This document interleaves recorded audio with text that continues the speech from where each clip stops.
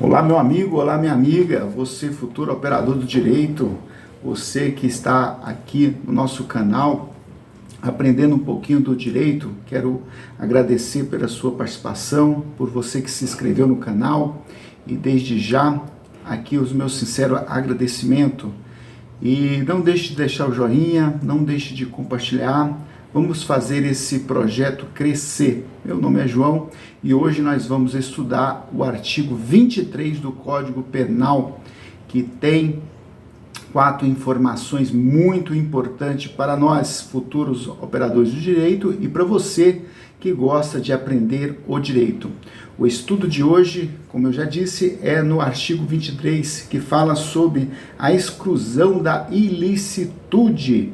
Mas o que vem a ser isso? Vamos entender este conceito e o que este é o título, mas vamos entender o que está por trás dos subtítulos deste ordenamento jurídico, que é o artigo 23. Diz assim, o artigo 23, não há crime quando o agente pratica o fato, primeiro, vamos lá, o primeiro instituto, em estado de necessidade. Segundo, em legítima defesa. Terceiro e quarto, estrito cumprimento do dever legal ou no exercício regular do direito. Então, o artigo 23, ele traz aqui um entendimento para nós.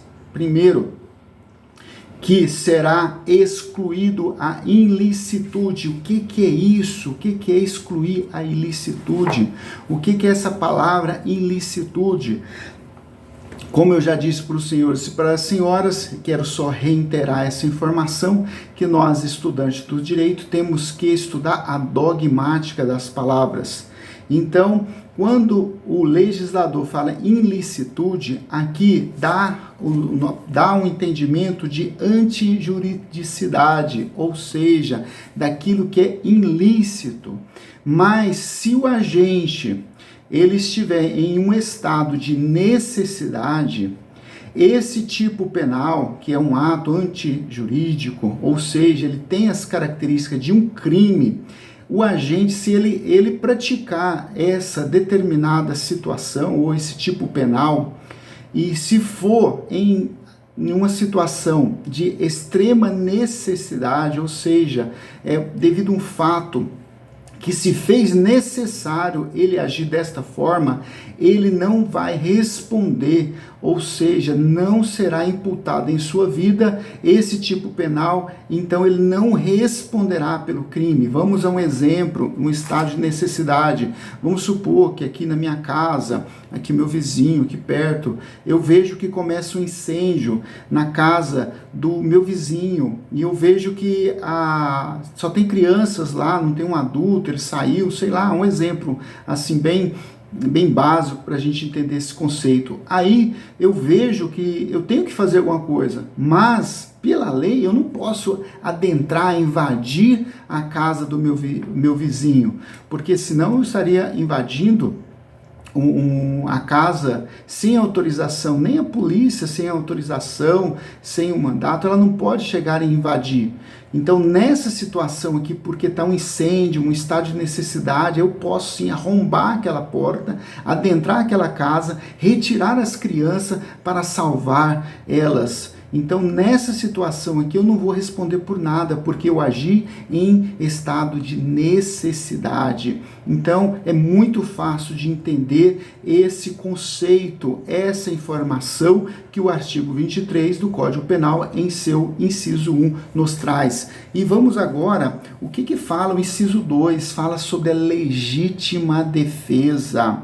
Então, vai ser excluído, ou seja, vai ter uma exclusão da ilicitude se a pessoa agir em legítima defesa, mas não é de qualquer forma, tem que seguir todos os requisitos da legítima defesa, tanto do que está especificado no artigo 23 e no artigo 24 também, do Código no Código Penal. Artigo 24 não, me perdoa. O artigo 25 do Código Penal.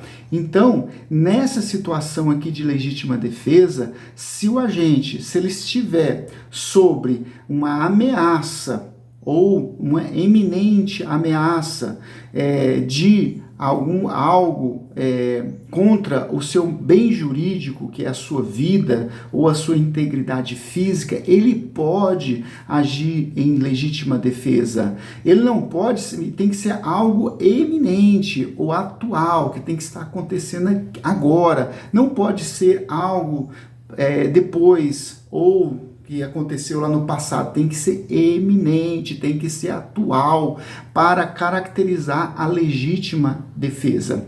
E essa legítima defesa, ela vai ser excluída não só ao meu bem jurídico, mas ela pode também ser em benefício de um terceiro. Por exemplo, se eu vejo uma pessoa, uma criança, um idoso, uma mulher sofrendo uma agressão eminente, ou se ela estiver ali numa ameaça de alguma agressão ao seu bem jurídico, à sua vida, eu posso, ou você pode interferir em legítima de defesa de terceiro, mas o que eu não posso é pensar assim, eu vou defender uma pessoa, né, um negócio que já passou, eu vou lá e depois vou alegar legítima defesa. Não pode. Tem que estar dentro dos requisitos do artigo 23 e do artigo 25 do Código Penal. Só para reiterar, do inciso 1, que fala do estado de necessidade, o artigo 24 do Código Penal também traz uma informação. Então, peço para os senhores e para as senhoras ler também o artigo 24, que também será o próximo vídeo que a gente vai estar falando também sobre ele. E agora vamos ao inciso 3, que diz assim, em estrito cumprimento de dever legal. Essa é a parte A do inciso 3º. O que é isso? Estrito cumprimento do dever legal. Então aqui, se a pessoa está, vamos supor assim, a pessoa não, o agente público, um policial civil ou militar ou um bombeiro, se ele estiver trabalhando, se ele estiver ali no cumprimento do seu dever, então nessa situação, se ele matar uma pessoa, se ele estiver exercendo essa função que o Estado lhe deu, e ele chegar a matar uma pessoa, ele não vai responder, porque ele estava no cumprimento, no estrito cumprimento do seu dever legal. Ou seja, o cidadão pode defender uma vítima, uma pessoa, mas o agente público, ele deve. Por isso que fala assim, ele deve fazer isso. Nós podemos. Aonde que nós podemos? Por que nós podemos? Aqui na parte B do inciso 3º fala assim, ou no exercício regular do direito. Então, no artigo 23 e no inciso 3º diz que todo cidadão, ele pode exercer o seu direito. Então, se você vê uma pessoa, você passa por uma rua e vê alguém sendo agredido ou sendo cometido um crime contra uma criança, contra qualquer pessoa, não importa. Se você não exercer o seu direito de ajudar, você pode estar cometendo um crime até de omissão. Então, porque a lei te ampara e vai ser excluído se você chegar até mesmo a matar uma pessoa para defender outra pessoa ou para defender você mesmo, a lei te dá esse direito de não ser criminalizada a sua vida, você não vai responder pelo tipo penal porque você estava exercendo o seu direito. Então, ou seu ou de terceiro, mas vamos observar, tem que estar tipificado na lei. A gente não pode pegar essas informações e querer aplicar ela de qualquer forma. Tem que seguir a regra, tem que seguir os requisitos, porque se estiver fora dos requisitos, a pessoa não vai ter essa excludente, ou seja, ele não vai ter esse benefício e ela pode responder.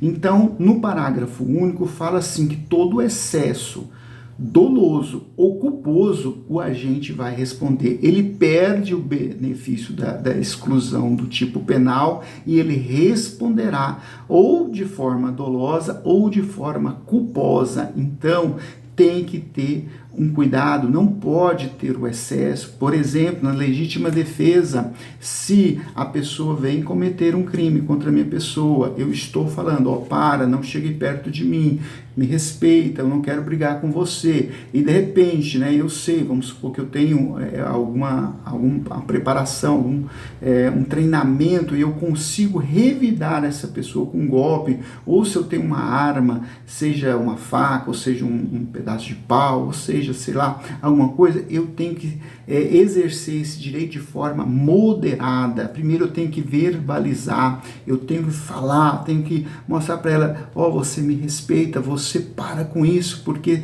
eu não vou aceitar isso, então eu não posso ter excesso. Vamos supor, se eu der um golpe na pessoa, derrubar ela, e se eu continuar a bater ali, eu tenho aquela euforia, um excesso, eu vou responder. O certo é, conseguiu repelir aquela ameaça, aquele agressor, você tem que parar e pedir um reforço, pedir uma ajuda das autoridades para que elas tomem as devidas providências.